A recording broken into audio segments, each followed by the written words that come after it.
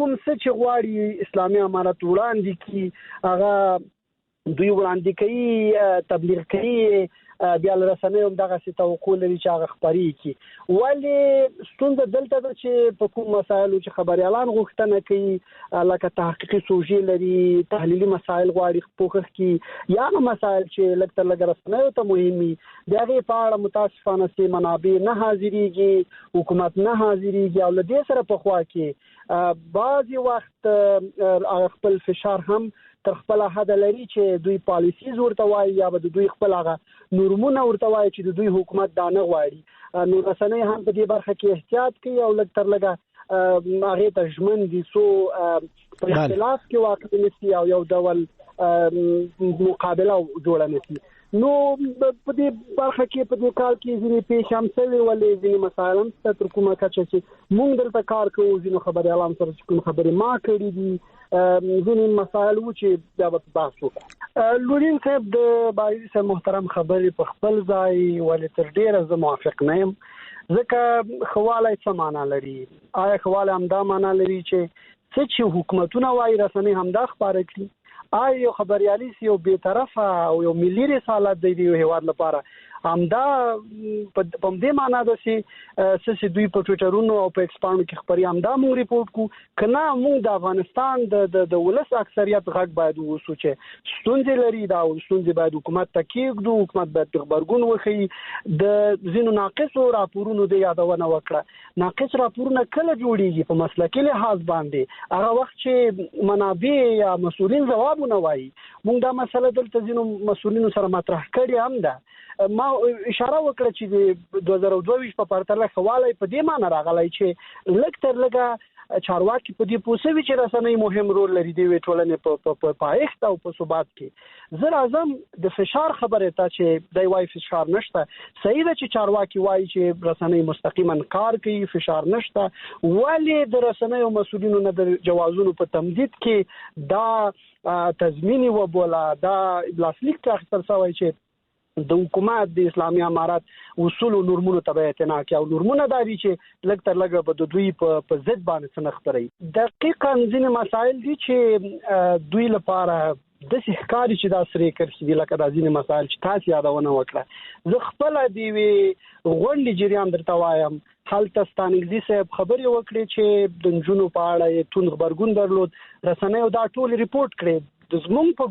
په ګډون باندې ولې هغه څوک چې دا غونډه پلان کړي واغوي مونږ او ځینې رسنۍ هزاري او پښتنه کوي چې د بحث مرکزیت بل څه دی تاسو ریپورت بل څه دی ما ته جالب ده چې رسنۍ هغه مسایل چې ارزښت ولري چې کوم څه دی وطن په درد باندې تمامه دلاسي امغه ریپورت کوي امغه د خلکو د زړه غږ ریپورت کوي مونږ معمولا یا رسنۍ معمولا اړمن نه دي چې د حکومتونو لپاره تبلیغات وکړي ولې په دې برخه کې هغه د دې چې توقع هله نور کلونو ته دا سي لږ تر لږه د ذهنیت خسي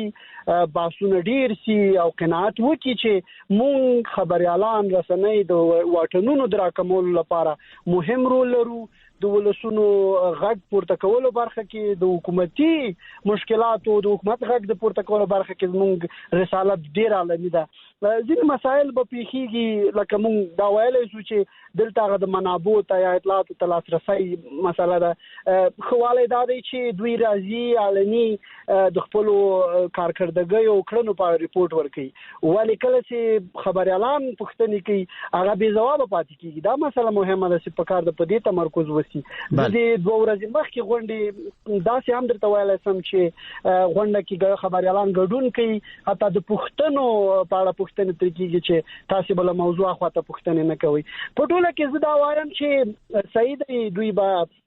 وخت ضرورت لري نوې په اصطلاح مقابله راوتی دي دا بهیر دا د علم کار دا بلکې وخت ضرورت لري زه له دې سره موافقم چې مونږ باید انتظار وباسو ولې په ځینو برخو کې چې مصلحت کېږي باید مصلحت وسی او لکه تر لږه غډار سي پرسنیو کې حاکم دا باید د ملت لپاره د ملي ګټو لپاره دا باید لمانځه یوړل سي او د رسنیو مسؤلین او خبريالان باید دا مسؤلیت ادا کړي چې ځینې وخت رسنیو مسؤلین خبريالان حتی حکومت خلک باید یو بل سره کینی خبره واوري کوم برخه کې انعطاف پذیری کېدای شي کوم برخه کې نشي کېدای کله چې دا وضاحتونه موجود سي نو هو خبريالان هم کوشش کوي چې د ملت غږ راپورته کوي او د ملت طرف ونیسي ډیر مننه لودین چې بیا وړاندیز لرم مشخص وړاندیز مې دا ده چې لطفاً طالبان باید اطلاعاتو ته لاسرسي کمیسیون ورسره قانون ژر نهایی کی رسنۍ هیڅ کلام د دوی تر چتر لاندې یا د حکومتونو تر چتر لاندې د حکومتونو په مقابله کې نسی درېدلای دا درک دی ولري د غرض کچیر تر رسنۍ او ته اطلاعات لاسرسي حق ورکړل شي د مسایلو باندې کار وکړای شي